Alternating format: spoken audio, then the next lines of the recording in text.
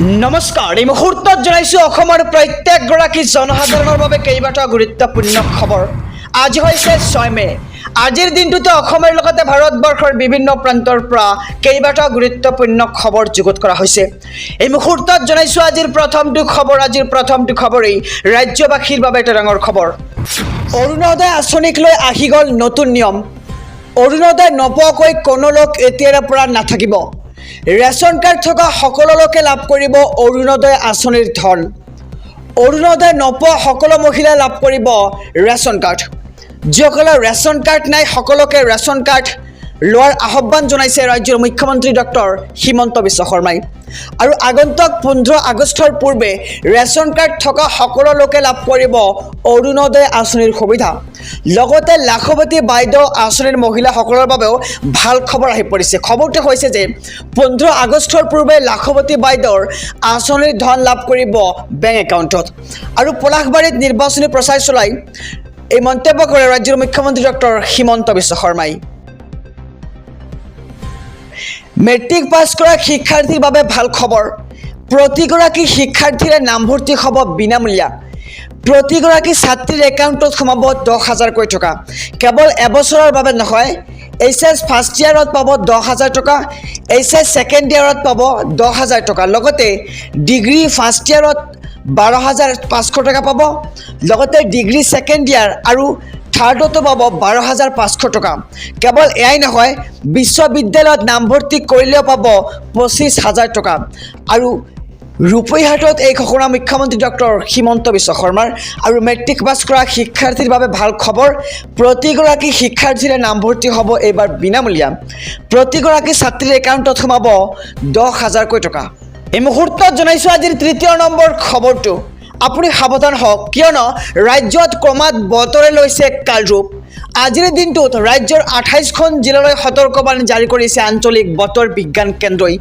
ধাৰাসাৰ বৰষুণৰ লগতে ধুমুহা বজ্ৰপাতৰ আগজাননী দিছে বতৰ বিজ্ঞান কেন্দ্ৰই। বিশেষকৈ 4খন জিলাৰ বাবে বতৰ বিজ্ঞান কেন্দ্ৰৰ অৰেঞ্জ এলাৰ্ট। গোৱালপাৰা আৰু কৰিমগঞ্জৰ বাবে অৰেঞ্জ এলাৰ্ট জাৰি কৰিছে বতৰ বিজ্ঞান কেন্দ্ৰই। লগতে হাইলাকান্দি, কাছাৰতো জাৰি কৰা হৈছে অৰেঞ্জ এলাৰ্ট। ঘণ্টাত 30ৰ পৰা 40 কিলোমিটাৰ বেগত আহিব পাৰে প্ৰচণ্ড ধুমুহা।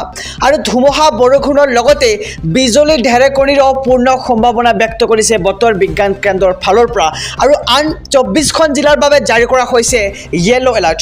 প্ৰচণ্ড ধুমুহাৰ লগতে আহিব পাৰে মুছলধাৰ বৰষুণ। আৰু বিগত 2 সপ্তাহে ৰাজ্যৰ কেইবাটাও প্ৰান্তত বতৰে লৈছে এইবাৰ কালৰূপ। ৰাজ্যৰ বহু প্ৰান্তত বাতিল কৰা হৈছে ৰঙালী বিহুৰ অনুষ্ঠান।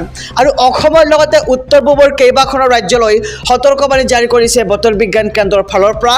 আৰু অহা 7 মে পৰ্যন্ত বিভিন্ন প্ৰান্তত হ'ব পাৰে প্ৰচণ্ড ধুমুহা আৰু শিলাবৃষ্টি। সাৱধান, কিয়নো ৰাজ্যত ক্ৰমাৎ বতৰে লৈছে এইবাৰ কালৰূপ।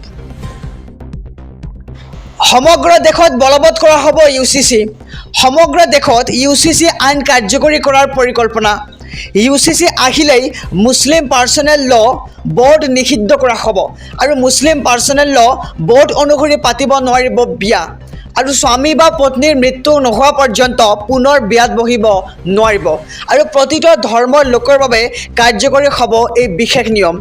বিবাহৰ বয়স সকলো ধৰ্মৰ বাবে সমান হ'ব। আৰু সংবিধান সভাৰ আদেশ অনুসৰিয়েই অনা হ'ব UCC। ধৰ্মৰ আধাৰত আইন প্ৰস্তুত কৰা বিপদজনক। আৰু সকলো ধৰ্মৰ লোকৰ বাবে দেশত এখনেই আইন হ'ব বুলি এতিয়া মন্তব্য কৰা হৈছে। আৰু দেশৰ কেন্দ্ৰীয় গৃহমন্ত্ৰী অমিত শ্বাহৰ এই বৃহৎ মন্তব্য। আৰু সমগ্ৰ দেশতে বলবৎ কৰা হ'ব UCC। সমগ্ৰ দেশত UCC আইন কাৰ্যকৰী কৰাৰ পৰিকল্পনা এতিয়া হাতত লোৱা হৈছে। আৰু UCC আহিলেই মুছলিম পাৰ্চনেল ল বৰ্ড নিষিদ্ধ কৰা হ'ব। উচ্চতৰ মাধ্যমিকৰ চূড়ান্ত বৰ্ষৰ পৰীক্ষাক লৈ আহি পৰিছে ডাঙৰ খবৰ। 10 মেৰ ভিতৰত ঘোষণা কৰা হ'ব পাৰে হায়াৰ ছেকেণ্ডাৰীৰ চূড়ান্ত বৰ্ষৰ পৰীক্ষাৰ ফলাফল। অসম উচ্চতৰ মাধ্যমিক শিক্ষা সংঘৰ অধ্যক্ষ ৰুক্ম গোহাঁইৰ গুৰুত্বপূৰ্ণ মন্তব্য। কাইলৈ ঘোষণা কৰা নহয় উচ্চতৰ মাধ্যমিকৰ চূড়ান্ত বৰ্ষৰ পৰীক্ষাৰ ফলাফল। আৰু একাংশই কাইলৈ ফলাফল ঘোষণা হ'ব বুলি ভুৱা প্ৰচাৰ চলাইছিল সামাজিক মাধ্যমত।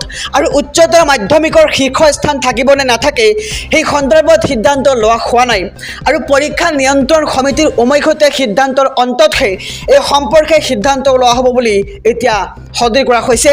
আৰু উচ্চতৰ মাধ্যমিকৰ চূড়ান্ত বৰ্ষৰ পৰীক্ষাক লৈ আহি পৰিছে ডাঙৰ খবৰ আমি খবৰটো আকৌ জনাবলৈ যত্ন কৰিছোঁ যে 10 মেৰ ভিতৰত ঘোষণা কৰা হ'ব পাৰে হায়াৰ ছেকেণ্ডাৰী চূড়ান্ত বৰ্ষৰ পৰীক্ষাৰ ফলাফল আৰু অসম উচ্চতৰ মাধ্যমিক শিক্ষা সংসদৰ অধ্যক্ষ ৰুক্ম গোহাঁইৰ এই গুৰুত্বপূৰ্ণ মন্তব্য আৰু কাইলৈ ঘোষণা কৰা নহয় উচ্চতৰ মাধ্যমিকৰ চূড়ান্ত বৰ্ষৰ পৰীক্ষাৰ ফলাফল আৰু একাংশই কাইলৈ ফলাফল ঘোষণা হ'ব বুলি ভুৱা প্ৰচাৰ চলাইছিল সামাজিক মাধ্যমত